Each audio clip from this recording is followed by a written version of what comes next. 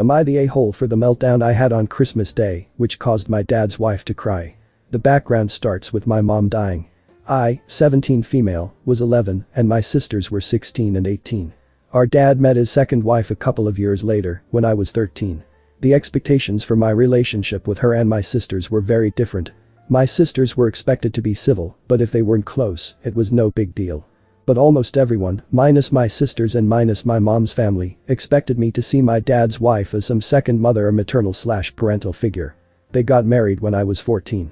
My dad's wife wanted me to divide Mother's Day between my sisters and maternal side with her. My sisters were not expected to do the same. But she would say she wanted to celebrate the day with her kid. She signed us up for mother-daughter things.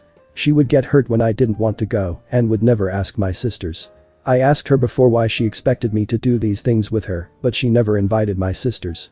She said she was raising me and wanted to be a mother presence in my life, but they were grown.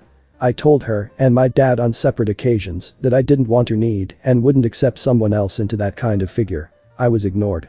I had a small run-in with my sisters when dad was getting married. Because I said he shouldn't and they said he should be allowed to move on and mom would want him happy.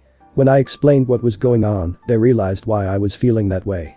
They tried talking to dad but it did no good. My dad's side of the family would all make comments that I was lucky to have another mother figure. Or how I don't seem to give her the care and consideration she deserves. They would ask why I seemed to spend no time with her of my own free will. Or why I was never loving toward her. My dad told me I should show her more love and affection and he told me I made her feel left out when I didn't tell her stuff. Or when I made plans with others but not her. I know some people would love to have someone like this in their lives.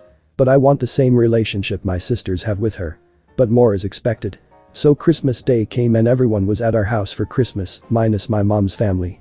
My dad and his wife gave me a card from my parents and my sisters got them with dad and his wife.